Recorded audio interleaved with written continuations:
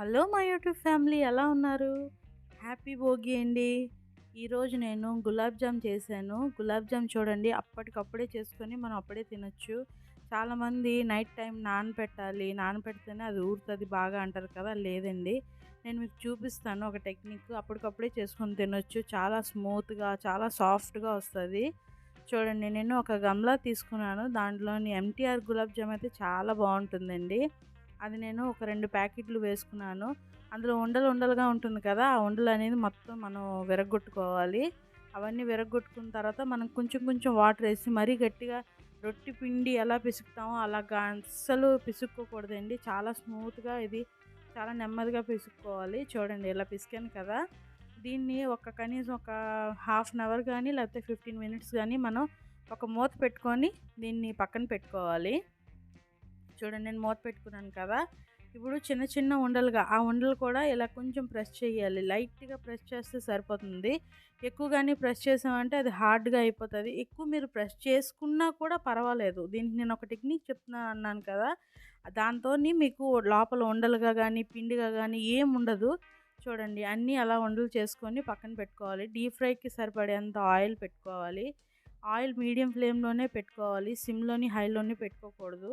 చూడండి, పెట్టుకున్న తర్వాత మనం ఈ ఉండలు వేసిన తర్వాత కొంచెం ఒక్క సెకండ్ తర్వాత మనం వెంటనే గరిటె పెట్టి కొంచెం కదుపుకోవాలి. ఎందుకంటే అది కానీ అలా వదిలేసారంటే మనకు పగుళ్ళలా వచ్చేస్తుంది. సాఫ్ట్గా రౌండ్గా రాదు. మనకు పగిలిపోయినట్టు వస్తే చూడడానికి కూడా అందంగా ఉండదు. మనం ఫస్ట్ ఏ ఫుడ్ అయినా ఫస్ట్ కంటికి నచ్చాలి కదండి, దాని తర్వాత నోటికి. ఫస్ట్ కంటికి నచ్చిన తర్వాతే కదా నోటికి. నా పాలసీ అదే.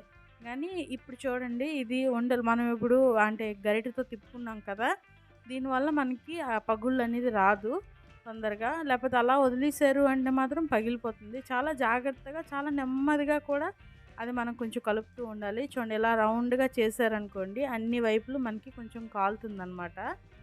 చూసారా, నెమ్మది నెమ్మదిగా మనం ఎక్కువ గట్టిగా కూడా కాకుండా నెమ్మదిగా మనం తీస్తూ జాగ్రత్తగా చేయాలి.